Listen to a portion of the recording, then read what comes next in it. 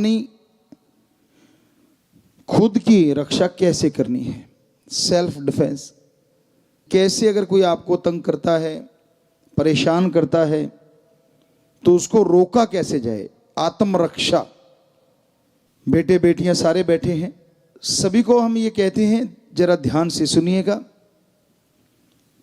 अगर एक गंदगी का कीड़ा होता है ना, उसको भी अगर ये डर लग जाए कि मुझे कोई मारेगा, तो वो भी अपनी आत्मरक्षा के लिए या तो छुपेगा या तो भागेगा। मधुमक्खी या तो काटेगी या तो दूर चली जाएगी, बिच्छू या तो डंक मारेगा या भाग जाएगा। सो हर प्राणी को भगवान ने आत्मरक्षा के लिए कुछ ना कुछ दे रखा है, और हम सबको जबरदस्त बॉडी के साथ ऐसा माइंड दे रखा है जो 84 लाख शरीरों में और किसी के पास नहीं है।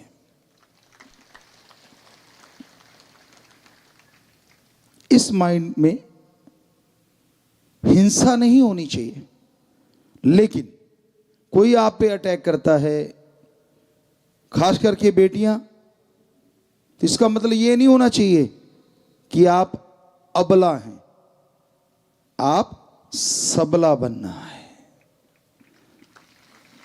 आपके अंदर मजबूती होनी चाहिए।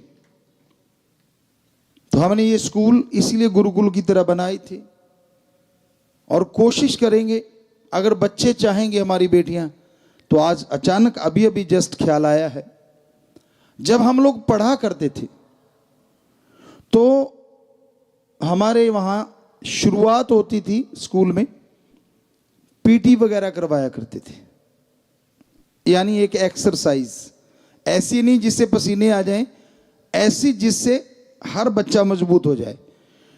तो अगर आज हमारे स्कूल में पढ़ने वाली बेटियां, बेटे, उनकी फैमिली, टीचर, मास्टर, प्रिंसिपल साहबान या स्कूलों को चलाने वाले इंचार्ज जो भी कोई हैं, अगर वो चाहें तो हम ये जरूर गुजारिश करेंगे कि आप भी क्यों ना प्रेयर के बाद एक ऐसा टाइम निश्चित रखें, चाहे थोड़ा 15 मिनट, आधा घंटा, जिसमें बच्चों को वो पीटी या वो एक्सरसाइज करवाई जाए, जिससे कि हर बच्चा इतना मजबूत हो जाए कि उसको खेलने की जरूरत नहीं, लेकिन फिर भी उसको वो मजबूती आ जाए।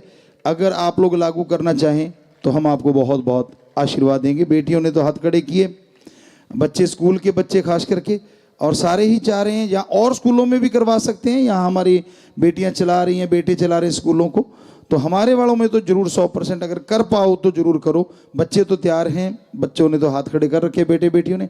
सो जोर से नारा लगा के हाथ नीचे कर लो, मालिक बहुत खुशियां थी। हमें लगता है बजाय कोई गनमैन साथ चले, क्यों ना हमारी बेटी ही गनमैन हो, मतलब इतनी मजबूत हो, इतनी मजबूत हो कि किसी की हिम्मत ही ना हो उसकी तरफ ऐसा देखने की। दूसरी बात, बेटियों, आप अपने इरादों में इतनी मजबूत बना करो। पहले भी हम अपने स्कूलों में, कॉलेजों में या कहीं बाहर भी यूनिवर्सिटियों में सत्संग करते थे तो ये जरूर कहते थे, खास करके इन अपने स्कूलों में जरूर कहा करते थे कि बेटा, जब आप घर से निकलते हो, शीशा देखते हो ना, आपको पता है कि आपकी शक्ल कैसी है। हमारे अकॉर्डिंग जिसकी आत्मा अच्छी है ना, उसकी शक्ल कैसी भी क्यों ना हो, बहुत ज्यादा सुंदर है। जो अच्छे नेक कर्म करते हैं वो अति सुंदर हैं, और जो गुरुमंत्र से जुड़े हैं वो बेइंतहा सुंदर है, चाहे वो बेटा है चाहे बेटी है। सो वहीं पे आते हैं, जैसे ही आप घर से निकलते हैं, शीशा तो हर कोई देखता है, बेटे भी देखते हैं, बेटियां भी। आप तैयार होते हैं, आपको आपकी शक्ल पता है, तो कोई लड़का या कोई ऐसा मिलता है, या कोई आपको कहता है कि आप तो परी लग रही हैं, आप तो फलां लग रही हैं, आप तो वो दिख रही हैं, आप तो फलां दिख रही हैं।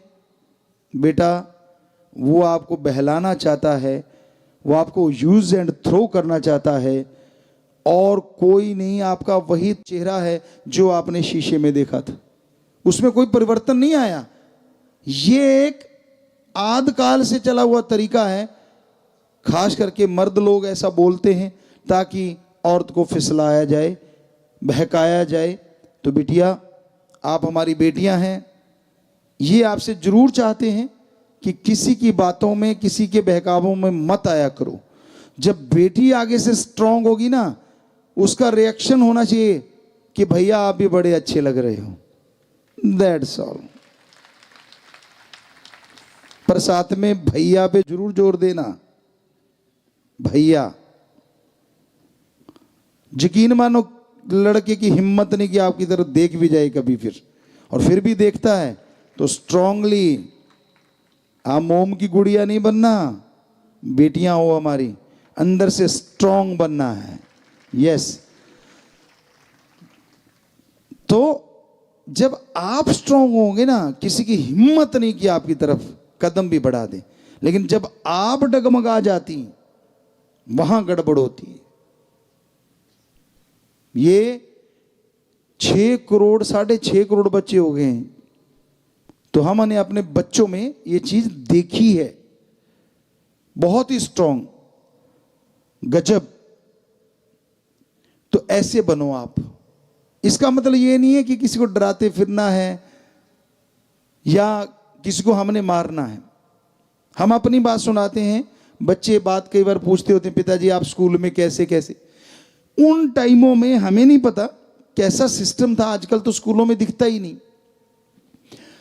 स्पेशली मार्शल आर्ट सिखाने आते थे, हाथों को मजबूत करने के लिए स्पेशली क्लासें लगती थी मार्शल आर्ट की। वो आया करते थे महीने में या 6 महीने में 2 बार 3 बार। तो वो आके सिखा के जाते थे लड़कों को, लड़कियों को कागज के फूल कैसे बनाने हैं, आर्ट एंड क्राफ्ट कह लो आज के अकॉर्डिंग। तो वो सिखाने आया करते थे। सो मतलब ऐसी चीजें बड़ी चला करती थी, कैसे हाथ को मजबूत करना है। और राम जी की कृपा से हमें जुनून हो जाता था, आज भी है। हमने जन्म के बाद कभी भी कोई बुरा कर्म ना सोचा ना करा, और ना ही बुराई सीखने की कोशिश करी।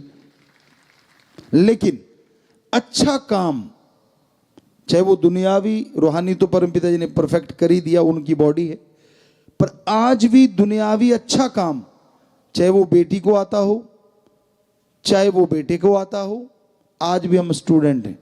अगर कोई करता दिख गया ना और हमें ना आता हुआ, तो हमें होता है कि अच्छा इसको देख लिया करते, वो काम हम ज्यों का त्यों लगभग 99.9% कर सकते हैं, क्योंकि आज भी हम स्टूडेंट हैं। तो ऐसे हर किसी को स्टूडेंट रहना चाहिए। तो हमने वो जैसे मार्शल आर्ट वाले आए और उन्होंने बताया, तो हमने तो वो शुरू कर दिया काम। वो कहने लगे जी ऐसे आप प्लेट तोड़ सकते हो पत्थर की। वो तो आपने शायद वीडियो भी देखा होगा एक, जिसमें हमने कई प्लेटें तोड़ते हैं हाथ से, आश्रम में आके भी तोड़ी थी। लेकिन हमने तो यहाँ तक राम जी की कृपा हो गई थी उस परमपिता परमात्मा की, कि इस हाथ से पक्की ईंट तोड़ देते थे।